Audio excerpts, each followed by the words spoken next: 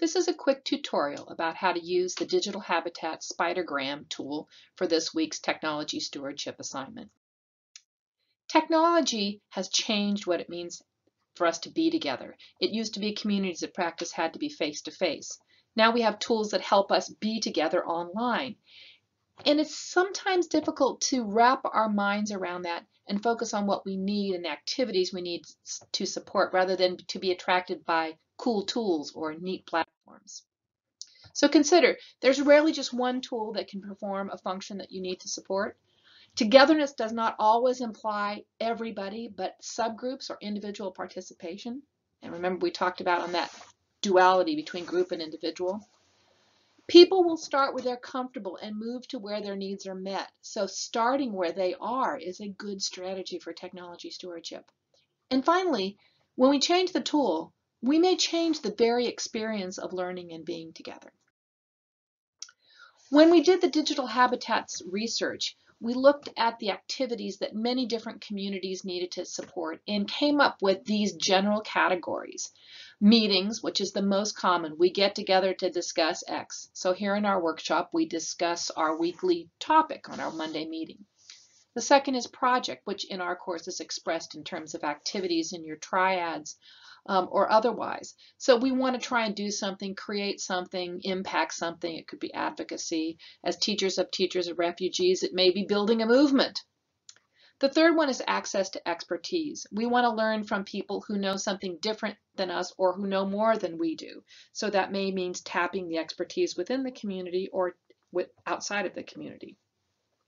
The next one is relationships. We want to get to know each other so that we are resources to each other, we're real people to each other, and that kind of personal engagement is a form of support, building our identities as professionals. It's really a rich part of social learning. The next one is a little bit odd. It's the context of a community can be either very internally focused or very externally focused, or someplace in between the two.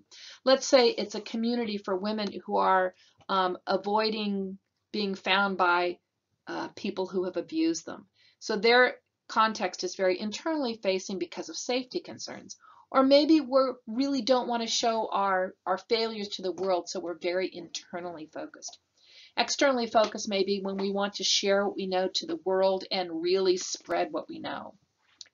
Community cultivation is how do we build the whole? How do we take those relationships and leverage them into how we interact? Individual participation is how do we make it easy for individuals to participate in their own context with their own needs? Then there's content publishing, and I would say projects may create content. Content publishing is making that available. And then finally, there's those open-ended, ongoing conversations that could be Q&A, often seen on discussion lists or listservs or forums. Here's a brief overview of those orientations, which you have in your resources should you want to come back and visit those. And here's some examples of how the tools support those orientations. Again, this is in one of the handouts. So one of the things you're going to do this week is consider the community you're thinking about or that exists that you want to support, and draw a spidergram with the center being least important and the outside being most important. Now, one of the things I want to tell you is every community can have all these things be important at the same time. They may be important over time, but think about assess where you're at now or where you want to be. So you're going to put a dot in a particular place. So let's say our community is very much around our meetings and our open-ended conversations. That would be an example. Maybe cultivation, because we're a fairly small group, doesn't have to take a lot of our time. And we're going to focus internally versus get external expertise. And our context is pretty internal. So there you can see, here's an example of a community of bird watchers from Central Park, and there are different things where they sit. They have their weekly bird walks are the most important thing, but they create a lot of content out of that with the register of who sighted which bird in which place in the park. So they become really important.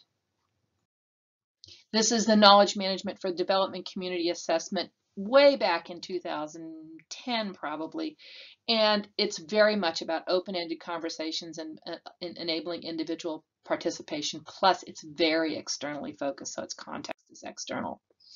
You can see the difference between those two communities by looking at their SpiderGram. So you're going to do this for your community. Focus on what activities best support your community's purpose. Remember what you worked on earlier. Don't try and do everything. You can assess where your community is now. You can identify where it is going to go and actually overlay those two and use this as a reflection tool. So once again, put a mark where to indicate where it is, and then build. You can even change the orientations. And you can ignore this slide. Onward. Thanks.